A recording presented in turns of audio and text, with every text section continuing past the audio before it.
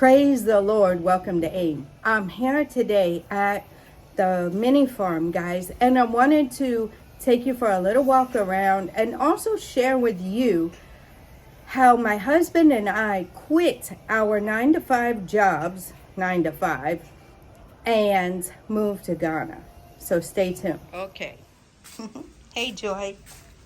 Puppers have gotten big. There's Grace. Hey, Papa.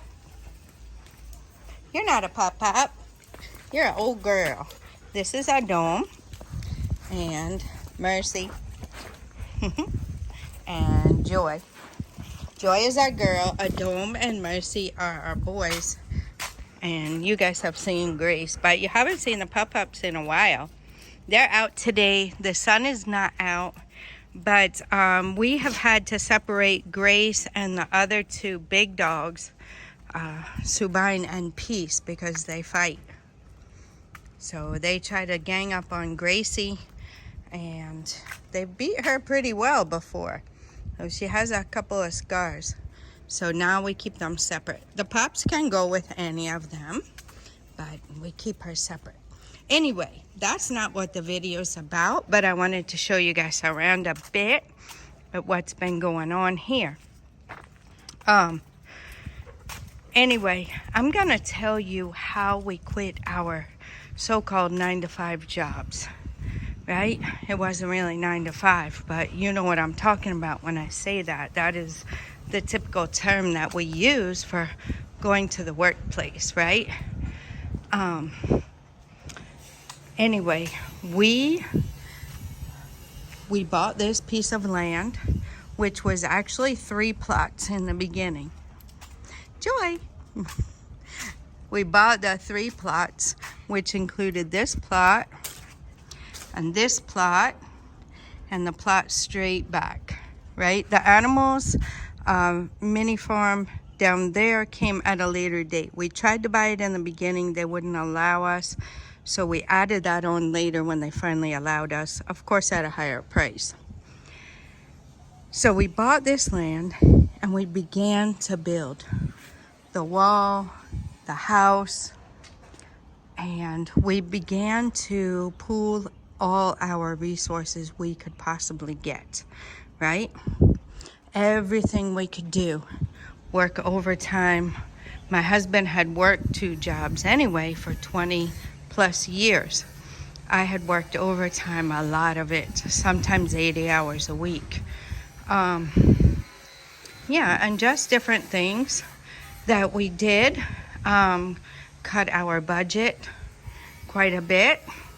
I made a budget for the grocery shopping, which included all household items and everything.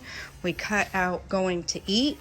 We cut out extra expenses. We cut out yearly vacations. We cut out any extra money. We had already cut our holiday spending. I wanted to show you guys here that my husband pulled the peppers out, so we have more room over here. He planted some more sugar cane right there, and it is already coming up. Yep. So this will be sugar cane and contumely, and I'll probably try to slip some ginger in over here, and maybe a holy basil. Anyway, let's keep walking. So we pooled all of our resources. Now, I had, and my husband had not started putting into our retirement savings until later in life. So we didn't have a huge amount in there, but what we did was whatever our company matched, we put that in. And we were blessed for it to grow, and my husband was able to take out from his, and he did that to help with the building of the house. And then when the time came, we decided, we exhausted our borrowing. We had to start paying that stuff back, which we did, and we began to pay it back, and then what we did was the housing market ended up really good for sellers. So we went ahead and put our house on the market, and before we knew it, the offers were coming in. We put it as coming soon before it was ready, just to let people know it was coming. And before we ever even launched it to the market, we had several cash offers. We were super blessed by that, but we were also in a small dilemma because we had to move out of our house very quickly. And we had to decide what to do with our stuff. It was a 2-story, 4-bedroom, 3.5 bath, or 2.5 bath house with a yard, fenced in yard and everything. So we had riding mower, we had push mower, we had all kinds of shovels and tools and equipment and everything you could need, right, for a homeowner. And we had to decide what we were gonna do. So we decided to ship. We packed everything up. We took some stuff to the apartment with us, and the rest of it we put it on a shipping container and shipped it. So when the container got here, we had to know where we were going to put our stuff, right? The house was still being worked on. The inside finishings and stuff was still being worked on. We had the roof, everything outside done, but we still had stuff going on the inside. So we decided to go ahead and build a storage.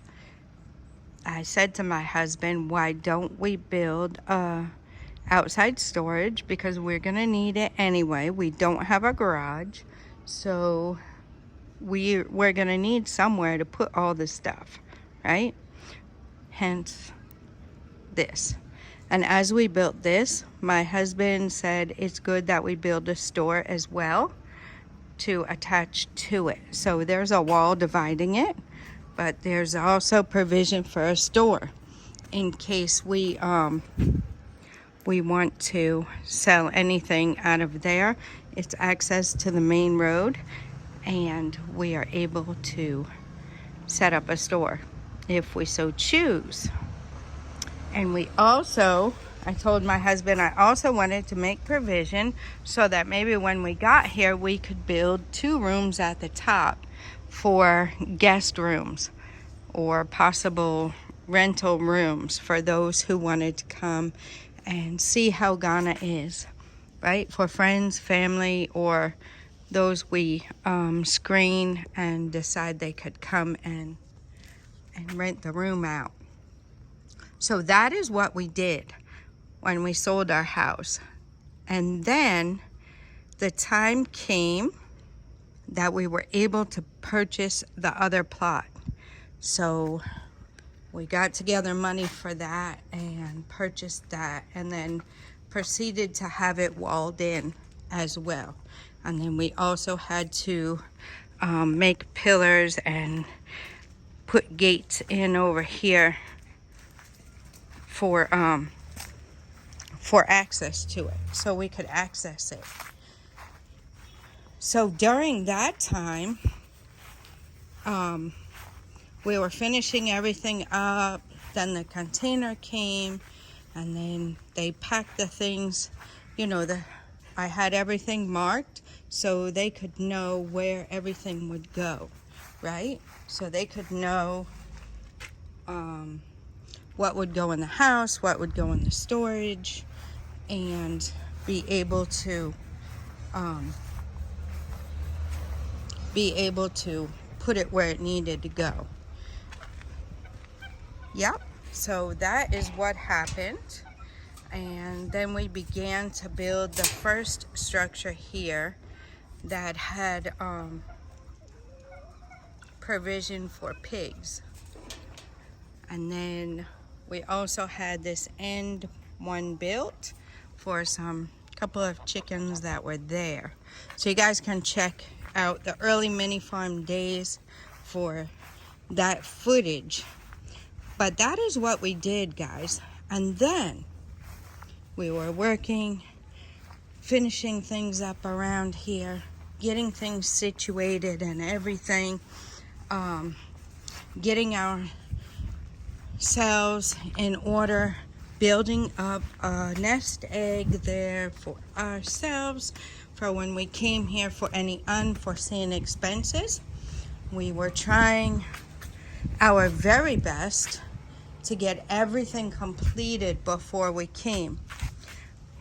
But, you know, there's always some unforeseen expenses that come about in these types of things, right?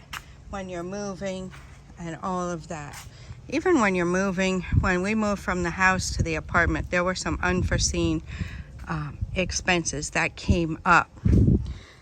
So, we were preparing for those things, and in the meantime had gotten Subine and another Caucasian Shepherd dog here. And you know, as the house was finished before our things came, our daughter came to stay here to have somebody in the house to keep an eye on it and everything. So that is what we did. My husband had purchased some goats, and so before hey Gracie. She's a playful girl. Hey Grazers. Hey Gracie. She's a good girl. And then you know, we had some trees planted.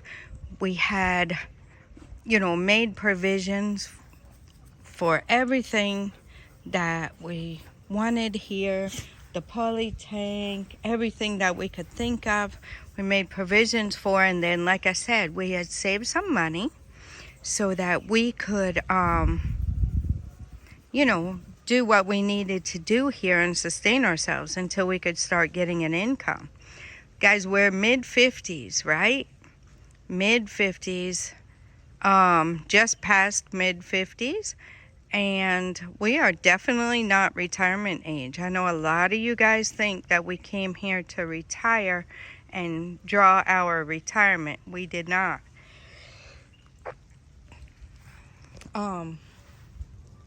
Yeah, we did not. That was not the case for us, nor is it the case for us. We have a ways to go before we can start drawing retirement. So we'll keep walking so that you guys can see how things are coming along.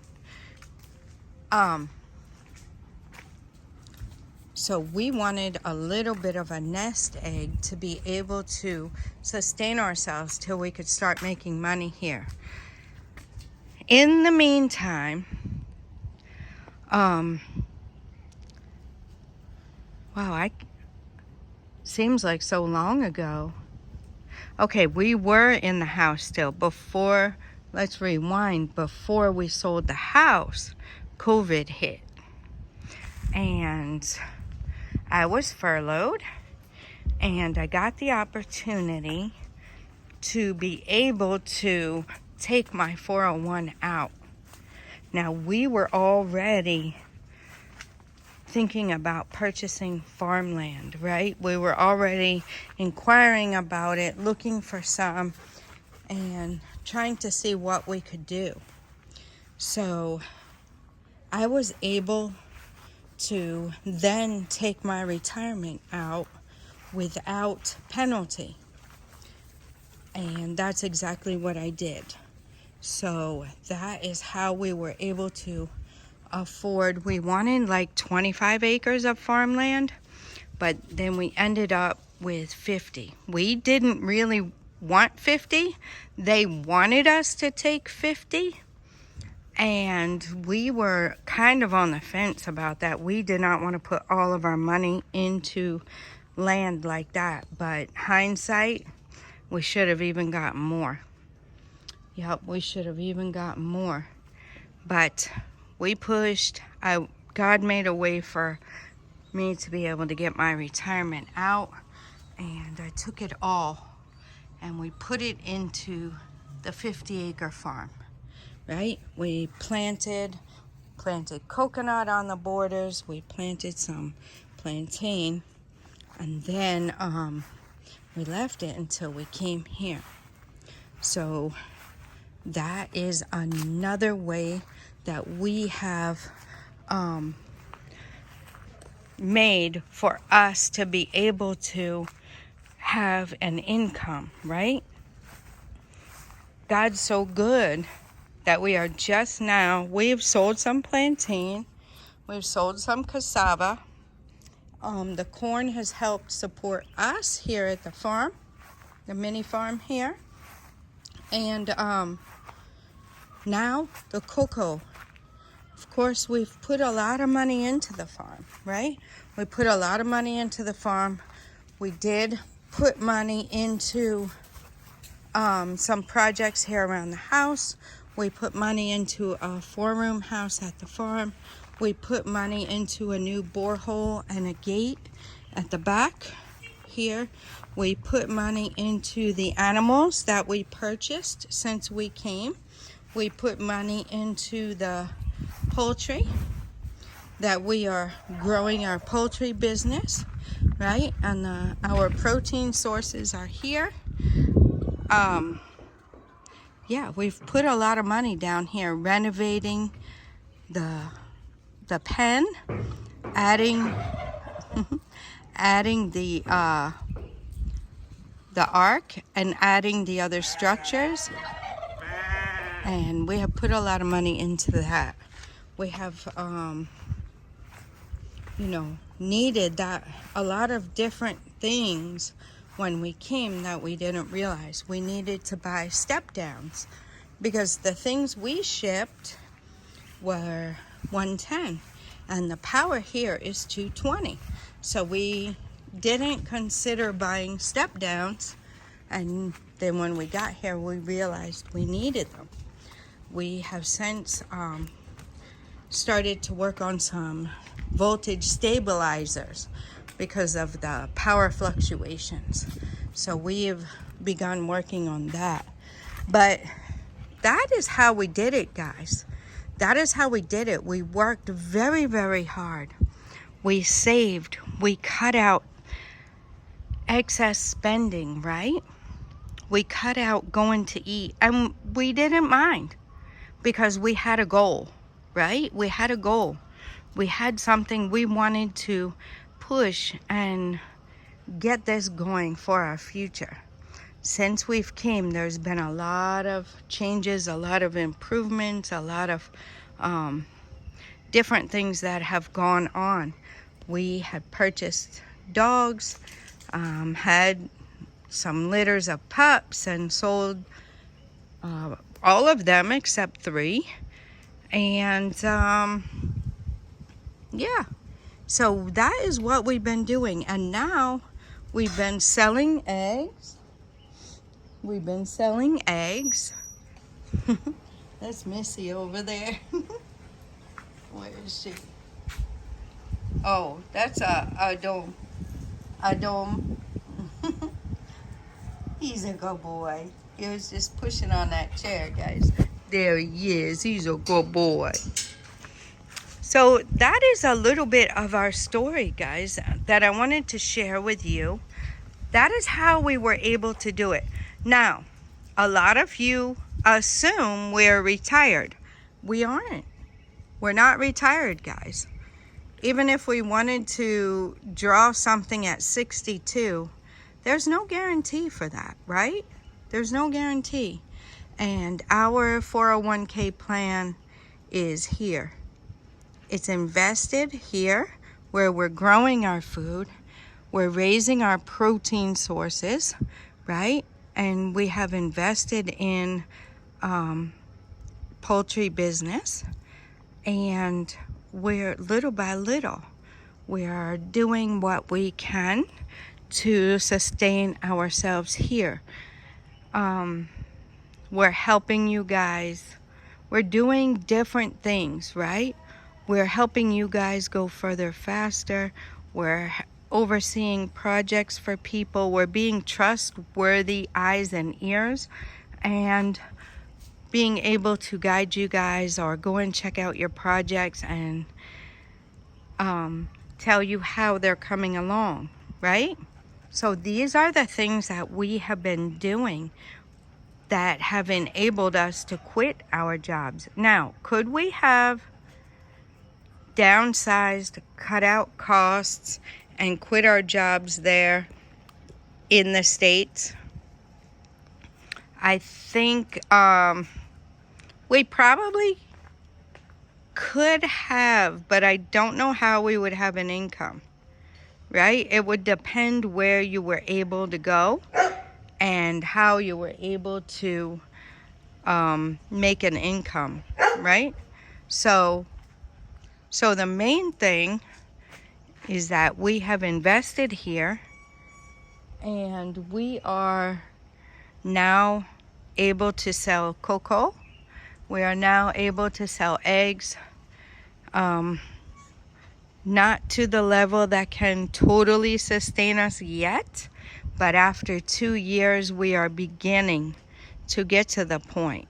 Now what we make, we are reinvesting, right? We're reinvesting. And one thing that helped us was we also, right before we came, we shipped another container. We shipped our cars, right? So we have reliable cars. The truck is not here right now because it is a farm day. My husband's at the farm, but we have shipped his truck, my car, and another car. He used that actually to deliver newspapers, but it's always nice to have a small economical car as well. We are just used to having to have backups, especially the farm. You need a truck, right? We're used to having backup vehicles. It's just how we've always lived, and yeah, it's just how we've always done our things. So that's what we're used to, and we made provision for that. We shipped the cars, we shipped the rest of our things, and made sure that anything else we wanted to bring would fit in our suitcases. And that is what we did, guys. So we lived in an apartment, quite expensive. I actually paid more for the apartment than we did for our mortgage. But it was a sacrifice, once again, that we were willing to make to wrap things up there and leave everything tidied up. And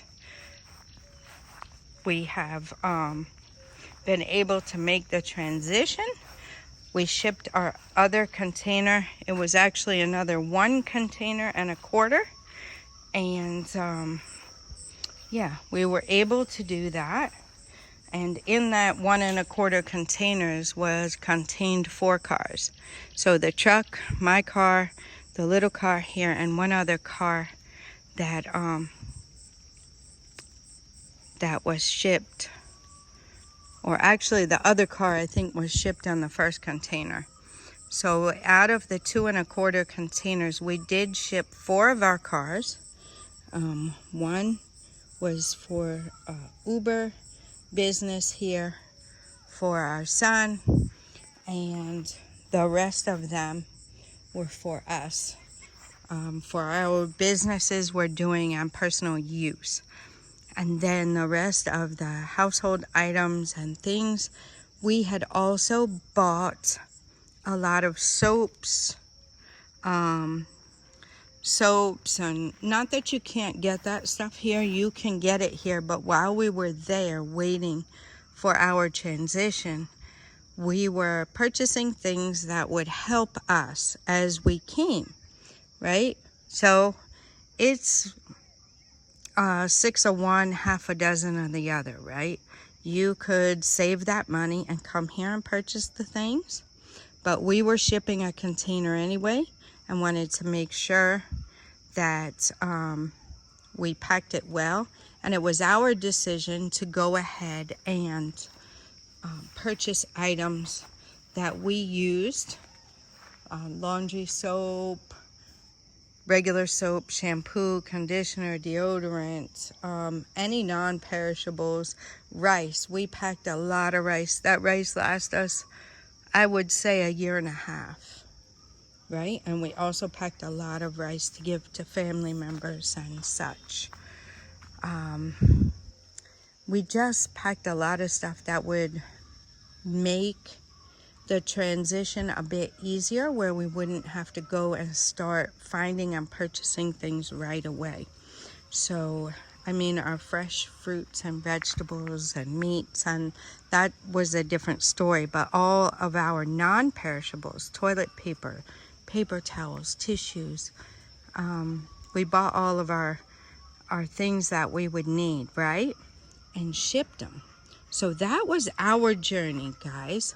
Now, there's others who came with only their suitcases and were able to purchase everything here. So it depends on you guys, what your comfort level is and what you want to do.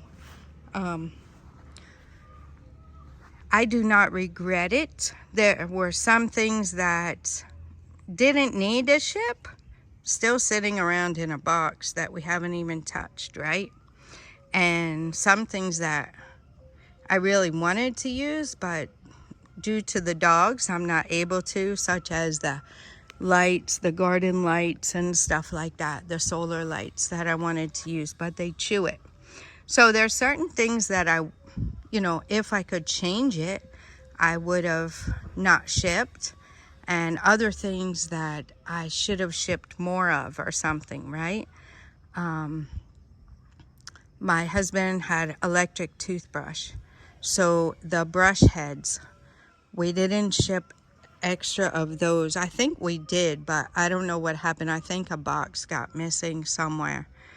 There were a few things missing when we got here, such as a bunch of my husband's suits, and then also like some extra razors and stuff like that we shipped that we didn't see. There were some things we could have shipped more of, but I think overall it really helped us a lot in transitioning well, right? It really helped us a lot in helping us not have to purchase so much when we first got here, so we could be using the products we were used to, and we could settle in and also find places where we can purchase the items that we're used to, right? Or items that would replace the items that we're used to, which has happened a lot. So yeah, so that is what I wanted to tell you guys. That is our journey. So shipping those things, we were working hard and paying for them, right? Buying them on sale. Anytime something was on sale, we purchased, and we're able to help ourselves be situated very well when we came. So a lot of like I said, staples, a lot of non-perishables we had, so we didn't have to go out and purchase those things. Now from here, it takes you a little bit of time to go and find them and everything, learn where they are. We had help in that area, but it also takes gas and time and energy to get out there and get it and come back and all of that. So it freed us a little bit, right? Yeah, so that is what we did, guys. Do we have income coming in from an outside source? No, we do not. It's everything that we're doing here. Now, this is the bonus tip for you guys, okay? And contact me on WhatsApp if you're interested, right? Or you can do your due diligence and do your own research, because everybody's different. But one thing that I wish I would have had time to do before we came was start an online something, right? Where I would earn US dollars, but be here. Something to work remotely. Guys, look it up. Digital nomads, right? Do your due diligence. I am not an expert on it, and that is part of what hindered me from starting something. I knew I needed to. I knew it was a good idea. I knew it would help us, but the learning curve and the time did not mesh together well. So you guys do your due diligence. There is one man that seems to have really done well for himself and his family, and they all have online businesses.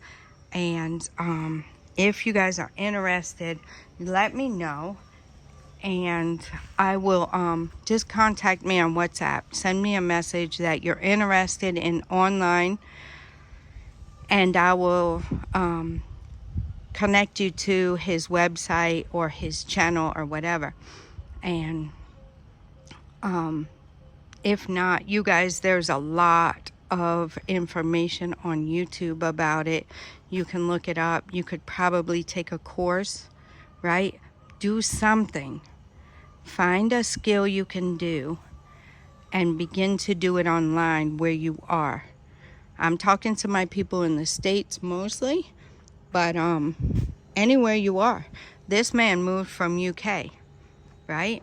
So he was already doing it in UK. So wherever you are, do your due diligence, and according to what your skill level is, according to what you like doing, right? Get something. Teach a course. Teach something. English for a second language. Do something online that's going to earn you money. And just look it up. Digital nomads or working online remotely, right? Something like that. You can get good internet here. You can, have power. You can have battery backup. You can have a backup internet if you like. But our internet is good for the most part. I haven't really had a lot of problems, especially lately. And yeah, I think there are places as well in Accra, especially if you live where we live. You can go into Accra a bit, and there are places that have generators and internet all the time that you can go there and work if you like to do that too, just to get out. You can do that as well. So there are ways to do it here. A lot of people do it. And I would really suggest that you guys get something like that. And my second bonus tip for you guys is do not wait until you're retired and collecting a check. Don't wait until then, guys. Guys, we have seen people lose their whole retirement, right? You don't know tomorrow. You don't know anything that's going to happen. I have always been skeptical about counting on the 401k or Social Security or something like that. I've always been skeptical about that. You don't know tomorrow. You should always have something to fall back on, right? Because even those who have retired, we see them going back to work part-time a lot. So, first of all, don't wait, because your health is important, right? Second of all, don't wait because you don't know. You're not promised that. That is the plan, but you're not promised it, right? Third of all, you don't want to wait until you're too old or too tired or too weak to come here and do the things that will help you. They help you to get stronger. They help you to have healthy food to eat. They relieve stress. Look it up, guys. Gardening relieves stress, right? Animals relieve stress. Don't wait until you're 80 years old, 70 years old before you're going to come here and now try and maneuver this stuff. Come early. Those are my little bonus tips and my suggestions for you, and a little bit about our story. How we quit our 9-to-5 jobs and moved to Ghana. All right, guys, I hope you gleaned something from that. I hope you took notes. Rewatch it if you have to, and write down some important keys, okay? If you don't have your passport from your birth country, get it. Get it. If you were born in Jamaica and let your passport expire or don't have your passport, get it. Jamaican passports do not need a visa to enter Ghana, okay? That's to my Jamaican brothers and sisters. If you're Jamaican born, make sure you have your passport up to date, okay? I'm not saying get rid of your other passport. I'm saying have your Jamaican passport up to date. You don't need a visa to come to Ghana, okay? And if you're going back to the U.S. from Ghana, you use your U.S. passport. But if you're coming to Ghana from the U.S., use your Jamaican passport, right? And get in without a visa. All right, guys, there is your power tips for the day. I hope it was informative. I hope you gleaned something. I hope you enjoyed these beautiful tropical views that I get to enjoy every single day. Yep, and you can too. Till next time, God bless you.